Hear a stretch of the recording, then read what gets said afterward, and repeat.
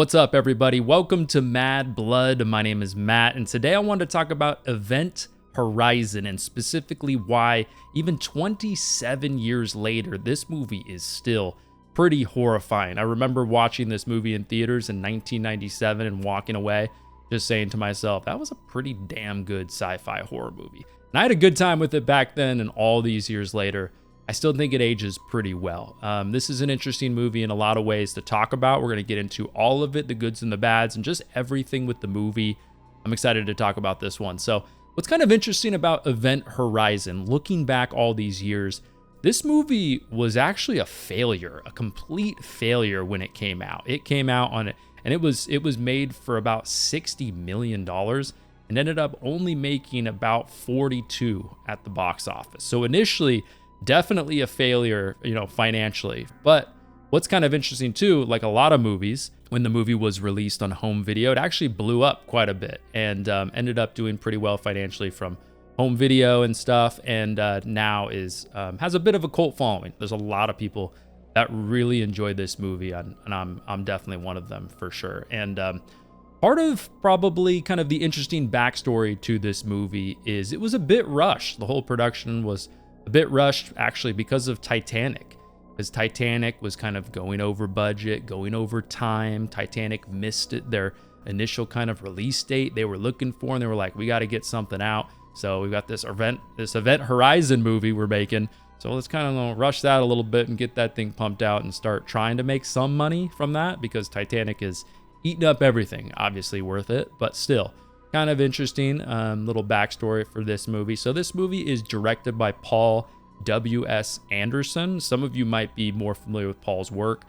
He's been working as a director pretty regularly since 1994, making a lot of pretty solid movies throughout the years. Basically, like every 2 years, it seems like he comes out with something that's like surprisingly pretty big with a decent budget. So 2 years before this, he directed Mortal Kombat, and then in 1998, 1 year after Event Horizon, came out with the movie Soldier.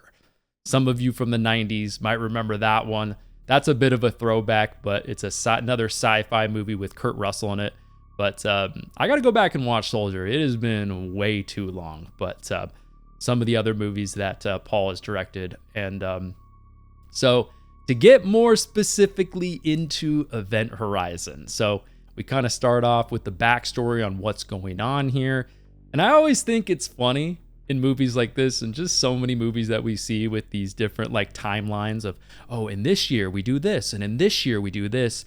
And in Event Horizon, I love how overconfident, it just makes it so obvious how overconfident humans are in our just overall intelligence.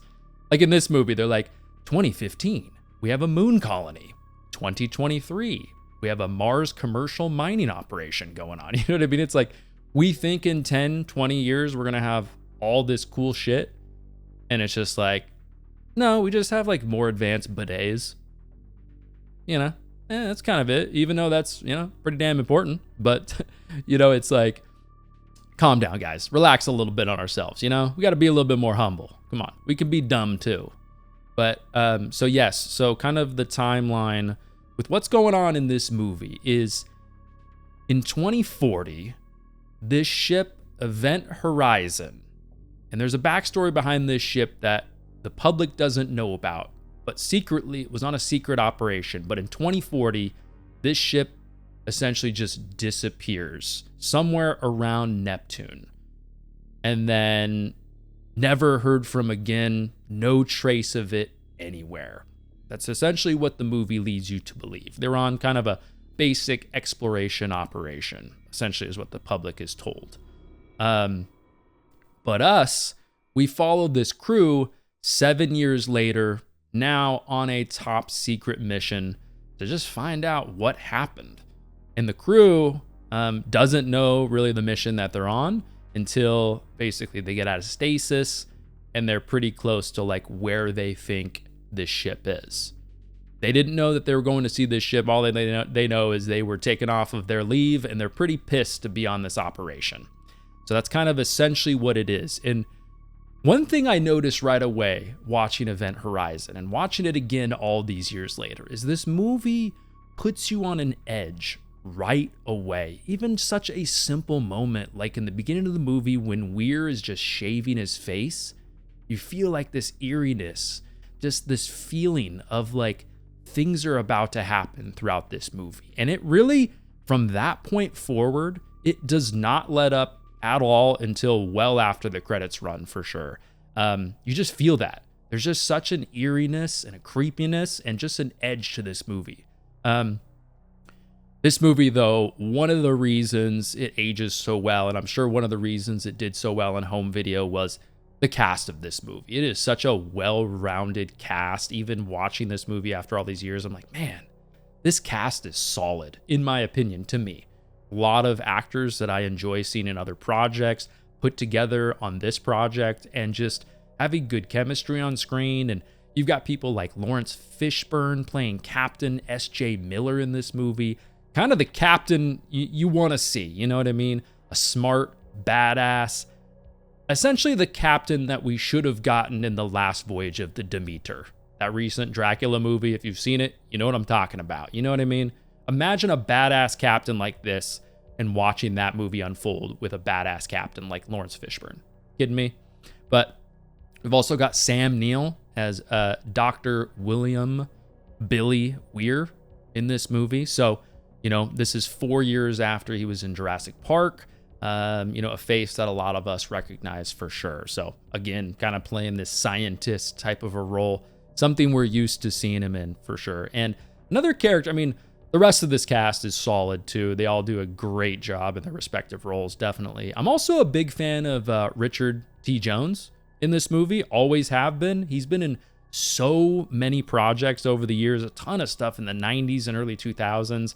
But just a long-ass, solid acting career for this guy. And I've always enjoyed what he's in.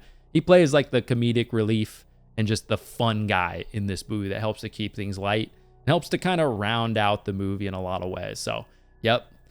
Richard T. Jones, great part of this movie, definitely. And there's a line early on in this movie that, to me, kind of sums up this movie in a lot of ways. And it's when DJ asks Dr. Weir, as he's getting into stasis, to go to sleep so they can make their journey to, you know, towards Neptune and get into the vicinity of what they're about to go down, what they're about to do, right?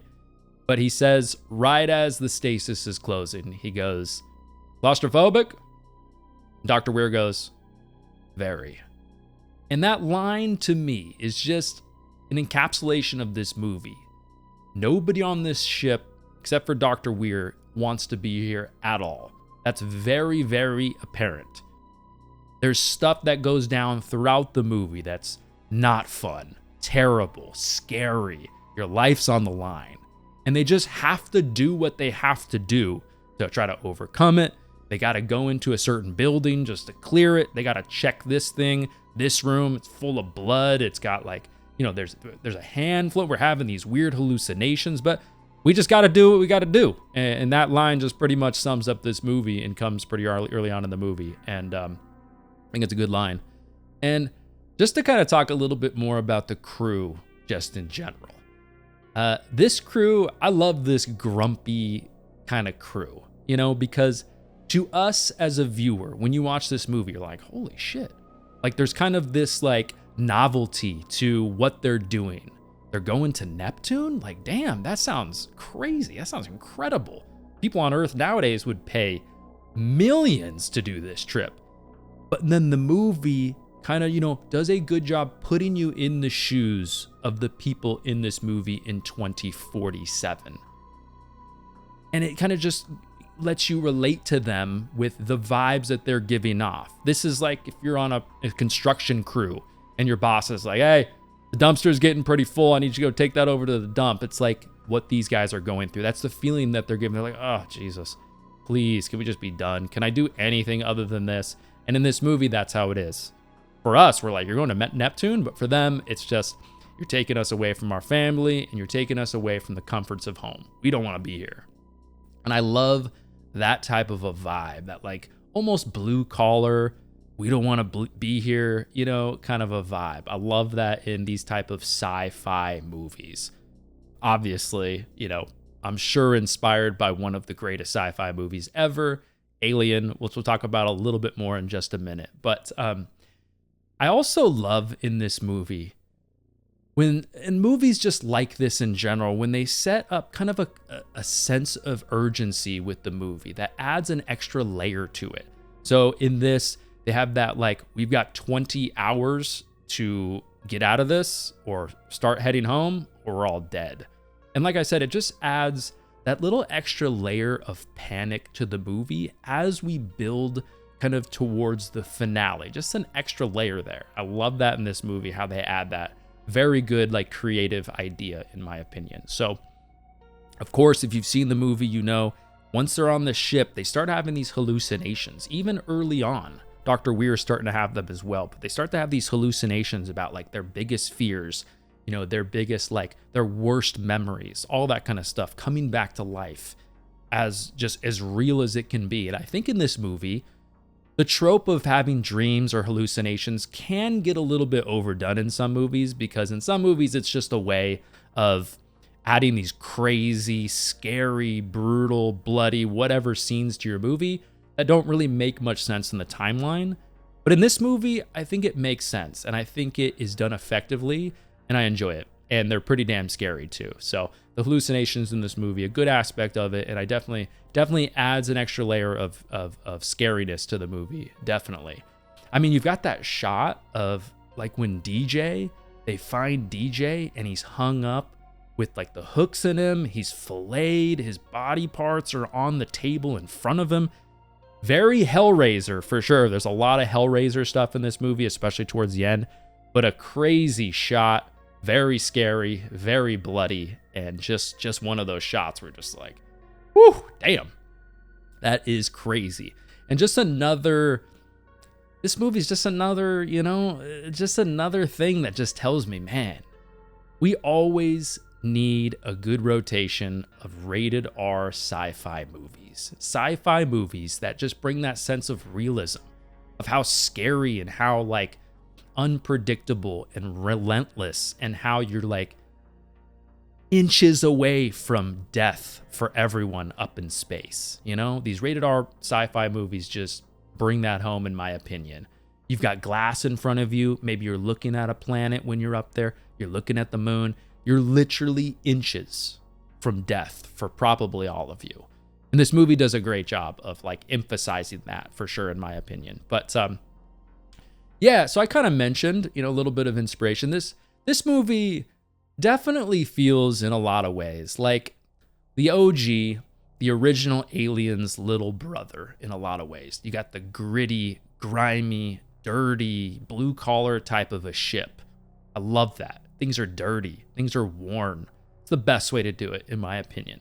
Definitely the original Alien vibes for sure. Love that. Sure, that was an inspiration for this movie. And also, there's just a lot of shots and just feelings in this movie and other things that remind me of the original Alien. Obviously, this movie's not on that level, but still, there's definitely some inspiration there. And just to piggyback off that a little bit more, I mean, this movie, especially I remember seeing it way back then, and just over the years, kind of going back and revisiting this movie, it kind of checks the boxes for me of a very solid movie.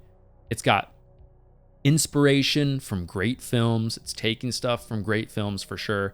It does a great job mixing humor with like a good cast, action, and then also horrifying and just terrifying themes and moments and shots.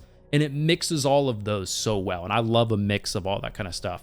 I talked about that a little bit more in my like Jordan Peele talk when we talked about Get Out a little bit. But yeah, I love it when directors and just the script in general is able to mix all those things so well. And I think this movie does a great job mixing that. You know what I mean? So Event Horizon, yeah, 27 years later, still horrifying, still scary, still puts you on edge. Yeah, a lot of the CGI is a little iffy at times, but it's 1997. What are we going to do, right? Still enjoyable, nostalgic, and a great sci-fi horror movie. But thanks so much for watching, everybody. If you enjoy horror content like this, make sure you subscribe. Again, my name is Matt, and I'll see you in the next one.